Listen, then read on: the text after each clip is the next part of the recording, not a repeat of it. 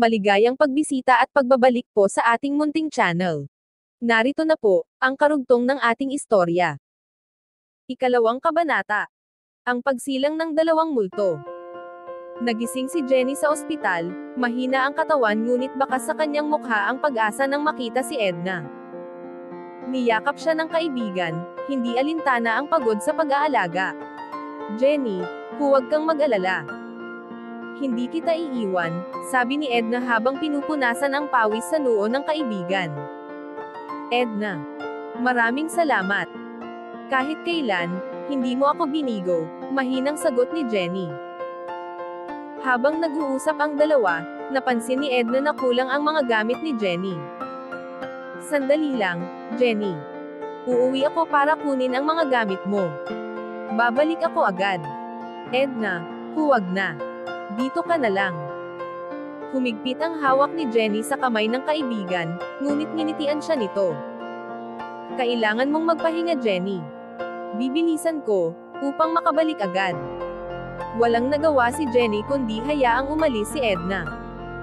Sa kanyang paglabas, may masiglang ngiti si Edna, ngunit lingid sa kanilang dalawa ang masamang mangyayari. Habang nagmamadaling umuwi si Edna para kunin ang mga gamit, hindi niya napansin ang mabilis na paparating na sasakyan habang tumatawid sa kalsada. Isang malakas na preno ang narinig, kasabay ng sigaw ng mga tao. Bumagsak si Edna sa kalsada, duguan at wala ng buhay. Ang mga taong nakapaligid ay hindi makapaniwala sa trahedya. Sa ospital, naghihintay si Jenny na bumalik si Edna. Pinilit niyang labanan ang panghihina, umaasa na muling makikita ang kaibigan. Ngunit habang lumilipas ang oras, unti-unting nawawalan siya ng pag-asa. Edna, nasaan ka? Bulong ni Jenny habang umaagos ang luha sa kanyang pisngi. Habang naghihintay, unti-unting bumigay ang kanyang katawan. Bago siya tuluyang pumanaw, bumulong siya ng may halong galit at lungkot, "Bakit mo ako iniwan, Edna? Akala ko hindi mo ako iiwan." Parehong pumanaw sina Edna at Jenny sa magkaibang pagkakataon, ngunit pareho silang puno ng hinanakit. Si Jenny, galit na iniwan siya ni Edna sa kanyang huling sandali. Si Edna naman, naaksidente sa pagmamadaling maalagaan ang kaibigan. Lingid sa kaalaman ni Jenny, mas naunang namatay si Edna kaysa sa kanya. Pagkatapos ng kanilang pagkamatay, nanatiling puno ng galit at kalungkutan ang kanilang mga kaluluwa. Si Jenny, naging isang black lady na puno ng galit kay Edna, iniisip na siya'y iniwan sa huling sandali. Si Edna, naging isang white lady, umiiyak sa kasalanang hindi niya kayang mabura. Hindi nila alam ang buong katotohanan. Ang tambayan nilang dalawa ay naging sentro ng kababalaghan. Isang babae na nakaitim ang nakikitang galit na galit, habang ang isa naman ay nakaputi at palaging umiiyak. Ang misteryosong presensya nina Edna at Jenny ay nagsimulang makaapekto sa mga tao sa kanilang paligid. Ang dating masayang tambayan ay naging sentro ng takot. Sa kalagitnaan ng kaguluhan, ang lalaking lihim nilang minahal, si Adrian ay biglang bumalik sa kanilang bayan. Walang kamalay-malay sa nangyari, ang kanyang presensya ang nagbukas ng mas malalaking emosyon sa dalawang multo. Matagal nang hindi nakikita ni Adrian ang lumang baryo. Sa kanyang pagbabalik, ang kanyang unang destinasyon ay ang tambayan na dating pinagkakatuwaan nila nina Edna at Jenny. Hindi niya alam ang malagim na kasaysayang naiwan doon. Habang nakatayo si Adrian sa ilalim ng malaking puno, tila may malamig na simoy ng hangin na dumampi sa kanyang balikat. Ang tahimik naman dito, sabi niya sa sarili. Ngunit ang katahimikan ay may kasamang bigat, na parang may nagmamasid sa kanya. Sa kabilang dimensyon, naramdaman nina Jenny at Edna ang presensya ni Adrian. Pareho silang nanabik ngunit may halong galit at lungkot. Si Jenny, na puno ng galit kay Edna, ay nagpasya na hindi nahahayaan ang karibal niyang makalapit kay Adrian. "Hindi siya para sa'yo, Edna. Wala kang karapatang makita siya," matalim na sabi ni Jenny habang lumalapit ang anino niya kay Edna. "Hindi mo rin siya maaangkin, Jenny. Hindi kanya magugustuhan sa ganitong anyo, malungkot na tugon ni Edna. Sa kabila ng kanilang hinanakit, parehong desidido ang dalawa na ipakita ang kanilang presensya kay Adrian sa paraang magpapabago sa kanyang pananaw.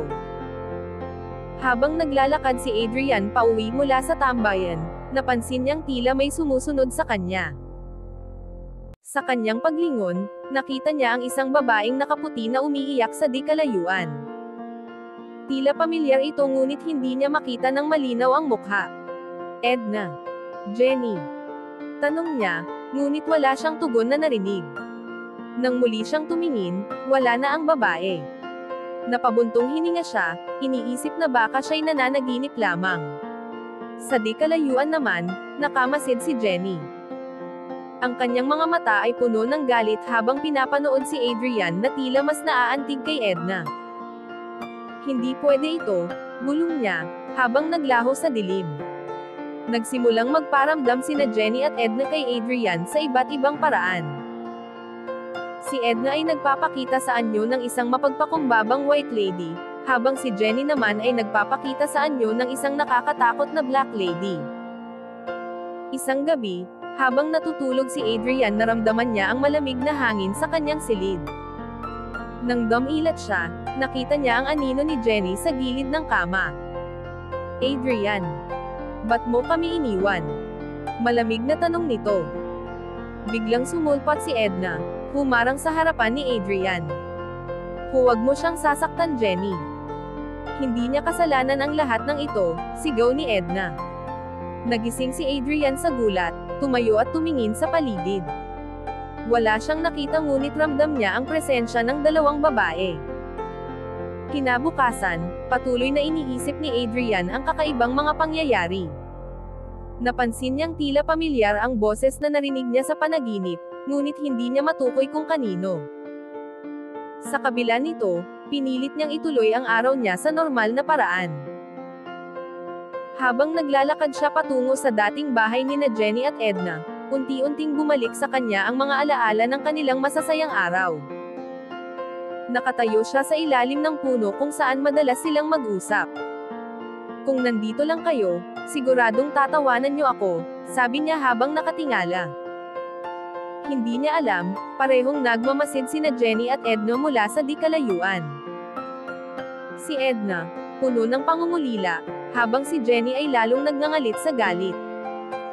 Sa gitna ng gabi, si Adrian ay muling ginambala ng kakaibang tunog sa kanyang silid. Para bang may pabulong na tumatawag sa kanya mula sa bintana. Nang lumapit siya, nakita niya ang anyo ni Edna, umiiyak. Tulungan mo ako. Bulong nito bago maglaho. Ngunit bago siya makapag-react, isang malamig na kamay ang dumapo sa kanyang balikat. Paglingon niya, nakita niya si Jenny, nakatingin sa kanya nang may matalim na galit sa mga mata. Bakit siya ang pinapansin mo? Sigaw ni Jenny, bago maglaho rin sa dilim. Nagising si Adrian mula sa masalimuot na panaginip na para bang totoong-totoo.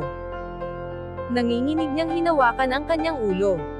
Ano ba ang nangyayari sa akin? Habang naglalakad si Adrian sa baryo kinabukasan, napansin niyang tila may mga kakaibang pangyayari. Ang mga gamit sa kanyang bahay ay kusang gumagalaw. Ang kanyang mga litrato kasama sina Jenny at Edna ay bumabagsak mula sa mga dingding.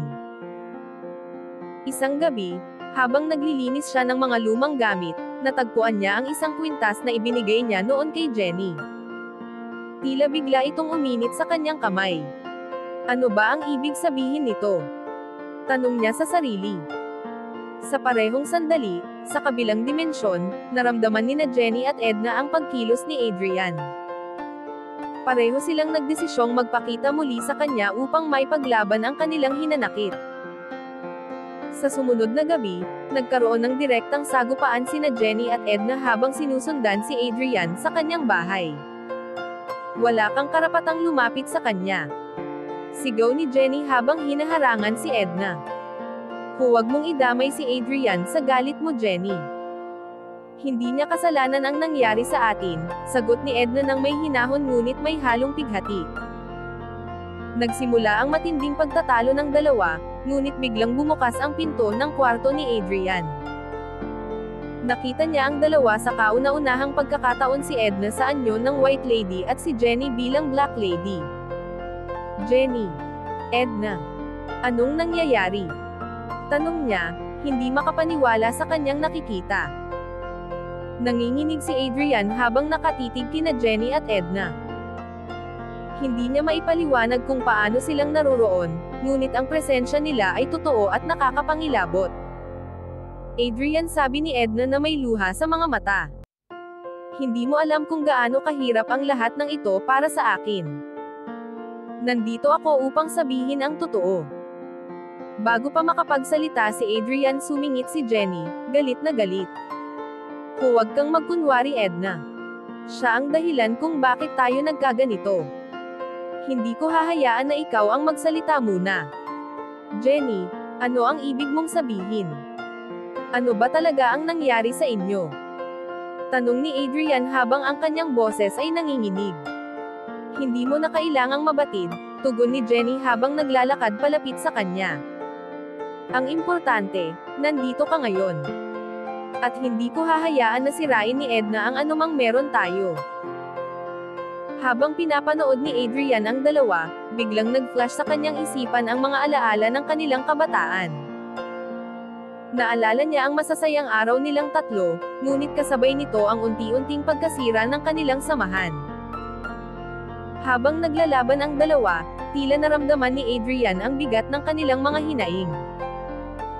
Pareho kayong hindi nagtapat sa akin, sabi ni Adrian sa wakas, ang kanyang mga mata ay puno ng lungkot. Hindi ko alam na ganito pala ang nararamdaman ninyo. Tumigil saglit sina Jenny at Edna, tila tinamaan ng mga salita ni Adrian. Ngunit hindi pa rin natapos ang kanilang galit. Hindi ito tungkol sa iyo, Adrian, tugon ni Jenny. Ito ay tungkol sa kung paano ako ipinagkanulo ng sarili kong kaibigan. Hindi kita ipinagkanulo, Jenny. Sagot ni Edna. Ginawa ko ang lahat para sa iyo, kahit pa mahal na mahal ko rin si Adrian. Habang lumalala ang kanilang pagtatalo, biglang umingay ang hangin sa paligid. Ang presensya ni Jenny at Edna ay lumakas, at ang kanilang anyo ay tila nagbabago. Si Jenny ay lalong dumilim at mas nagmistulang nakakatakot, samantalang si Edna ay naging mas maputla ngunit malakas. Tumigil na kayo. Sigaw ni Adrian, ngunit hindi siya pinansin ng dalawa. Nagsimula silang magpalitan ng atake gamit ang kanilang mga kakaibang kapangyarihan. Ang kwarto ni Adrian ay tila ginawang arena ng kanilang bangayan. Ang mga gamit ay lumilipad, at ang hangin ay nagngangalit. Walang makakapigil sa kanilang sagupaan. Sa gitna ng kaguluhan, napasigaw si Adrian, kung mahal niyo talaga ako, bakit ganito ang nangyayari? Hindi ba't mahalaga ang pagkakaibigan niyo kaysa sa akin? Tumigil si Edna, tumingin kay Adrian nang may lungkot sa mga mata. Adrian, hindi ko hinangad na sirain ang lahat. Ang tanging gusto ko lang ay maging masaya tayo, kahit hindi mo ako mahalin. Ngunit si Jenny ay hindi napigilan ang galit. Hindi mo naiintindihan, Adrian. Hindi mo kailanman naintindihan kung paano kita minahal. At hindi ko matatanggap na siya ang piliin mo. Nagsimula na namang mag-away ang dalawa, ngunit biglang bumagsak si Adrian sa sahig. Para bang may mabigat na puwersang pumasok sa kanyang isipan. Ang sagupaan ng dalawa ay pansamantalang huminto. Adrian, sigaw nila ng sabay. Ngunit huli na, nawalan siya ng malay sa sobrang tensyon. Nagising si Adrian sa isang lugar na tila nasa pagitan ng panaginip at realidad. Sa kanyang paligid, isang madilim na kagubatan ang bumalot, ngunit sa di kalayuan ay may liwanag na parang humihila sa kanya. Sa gitna ng kagubatan, naroon sina Jenny at Edna, tahimik na naglalaban ng kanilang mga paninindigan. Adrian, hindi mo sila mapipigilan hanggat hindi mo nalalaman ang buong katotohanan, sabi ng isang boses mula sa likod niya. Lumingon siya at nakita ang isang matandang babae na tila alam ang lahat ng nangyayari. Sino ka? Tanong ni Adrian, nagulat na gulat. Isang tagamasid, sagot ng matanda. Nandito ako upang tulungan kang makita kung ano ang dapat mong malaman. Ang hinanakit ni na Jenny at Edna ay mas malalim kaysa sa naiisip mo. Kailangan mong pumili, kalimutan sila o harapin ang katotohanan. Biglang bumalik ang mga alaala ni Adrian noong magkakasama pa silang tatlo. Nakita niya ang mga sandaling masaya silang magkaibigan, ang kanilang tawanan, at ang kanilang mga pangarap. Ngunit kasabay nito, naalala niya rin ang hindi nila pagkakaunawaan, ang mga lihim na hindi nila sinabi sa isa't isa. Sa mga alaalang ito, nakita ni Adrian ang tagpo kung saan si Jenny ay lihim na umiiyak sa ospital, habang si Edna ay nagpaplano pang bumalik upang bantayan ang kaibigan. Hindi nila alam ang mangyayari sa kanilang kapalaran. Hindi sila ang may kasalanan, bulong ni Adrian sa sarili. Biktima lamang sila ng pagkakataon. Nagising si Adrian mula sa kakaibang pangitain at nakita ang dalawa, si Jenny na nag-aapoy sa galit at si Edna na tila puno ng pighati. Adrian, anong nakita mo? Tanong ni Edna, ang kanyang boses ay puno ng awa. Tama na ito. Sigaw ni Adrian. Hindi ba't sapat na ang mga nawala sa inyo? Hindi nyo ba nakikita kung paano kayo sinira ng galit na ito? Ngunit si Jenny ay hindi nakikinig. Hindi mo naiintindihan, Adrian. Hindi ko kayang patawarin si Edna. Siya ang dahilan kung bakit ako namatay na nag-iisa. Hindi ko sinadya, Jenny, sabi ni Edna, nanginginig ang boses. Hindi ko alam na hindi na ako makakabalik. Pareho kayong naghirap, sabi ni Adrian, pero hindi ba mas mahalaga ang pagkakaibigan nyo kaysa sa lahat ng ito? Sa gitna ng kanilang pag-aaway, muling nagpakita ang matandang babae na nakita ni Adrian sa kanyang pangitain. Huwag mong hayaang sirain ng galit ang kanilang mga kaluluwa, Adrian, sabi ng matanda. Ngunit tandaan, ikaw lamang ang makakapagbigay ng kapayapaan sa kanila. Kung paano mo ito gagawin ay nasa iyong mga kamay. Paano ko sila matutulungan? Tanong ni Adrian na desperado. Hanapin ang alaala ng inyong samahan, sagot ng matanda. Ipaalala mo sa kanila ang halaga ng kanilang pagkakaibigan, at baka sakaling mapawi ang galit at pighati sa kanilang puso. Napaisip si Adrian, at hinanap ang mga alaala ng kanilang pagkakaibigan. Dinala niya sina Jenny at Edna sa lugar kung saan sila madalas maglaro noong bata pa sila, isang lumang puno sa gitna ng bukirin. Huwag niyo sanang kalimutan kung paano tayo naging magkaibigan, sabi ni Adrian. Ang lugar na ito ay sumisimbolo ng mga panahong masaya tayong tatlo. Huwag nating hayaang sirain ito ng galit at pagseselos. Si Jenny ay napaisip, ngunit ang kanyang galit ay nananatili. Hindi ko kayang magpatawad, Adrian. Ang sakit ay naririto pa rin. Ngunit si Edna ay lumapit kay Jenny, luhaan. Patawarin mo na ako, Jenny. Kahit hindi mo ako tanggapin muli, sana ay hayaan mo akong manahimik na. Sa ilalim ng punong kanilang madalas tambayan noong bata pa sila, nagpatuloy ang tensyon sa pagitan ni na Jenny at Edna. Ang liwanag mula sa maliit na buwan ay tila nagbibigay diin sa mabibigat nilang damdamin. Si Adrian na nasa gitna nilang dalawa, ay pilit na nag-iisip ng paraan upang maibalik ang kanilang pagkakaibigan. Jenny, Edna, hindi nyo ba naaalala ang araw na ito? Tanong ni Adrian habang itinuturo ang ukit sa puno na ginawa nila noon. Nakasulat doon ang kanilang mga pangalan, Jenny, Edna, Adrian, magkakaibigan magpakailanman. Napatingin sina Jenny at Edna sa ukit na iyon, at unti-unting bumalik ang kanilang mga alaala. Naalala ni Jenny kung paano siya tinulungan ni Edna noong minsang nasugatan siya sa paglalaro. Naalala rin ni Edna kung paano palaging pinagtatanggol ni Jenny ang kanilang grupo kapag may nang-aaway sa kanila. Ginawa natin ito dahil mahalaga tayo sa isa't isa, sabi ni Adrian. Ngunit ngayon, ang galit at puot ang bumabalot sa inyo. Hindi nyo ba kayang bigyan ng puwang ang pagkakaibigan kahit sa ganitong kalagayan na natin? Si Edna, ang White Lady, ay unti-unting lumapit kay Jenny. Jenny, alam kong nasaktan kita. Alam kong hindi ko kayang burahin ang galit na nararamdaman mo, pero gusto kong malaman mo na hindi ko sinadya ang lahat ng nangyari. Nanatili si Jenny na tahimik, ang kanyang itim na aura ay tila nag-aalinlangan. Hindi mo alam ang sakit na dinanas ko, Edna. Naghintay ako sa ospital, umaasang darating ka. Pero hindi ka dumating. Hindi ko rin ganasto ang nangyari, Jenny, sagot ni Edna, nanginginig ang boses. Ang huli kong iniisip bago ako na aksidente ay kung paano kita maaalagaan. Pero kinuha rin sa akin ang pagkakataon na iyon.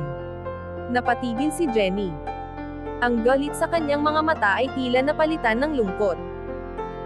Napansin ni Adrian ang pagbabagong ito at sumingit siya, hindi pa huli ang lahat. May pagkakataon pa kayong magkaayos. Huwag na nating hayaan ang nakaraan na sirain ang inyong pagkakaibigan. Sa kabila ng lumalambot na tensyon, hindi na iwasan ni Jenny at Edna na maungkat ang kanilang lihim, ang kanilang damdamin para kay Adrian. Alam mo ba, Adrian, matagal na kitang minamahal.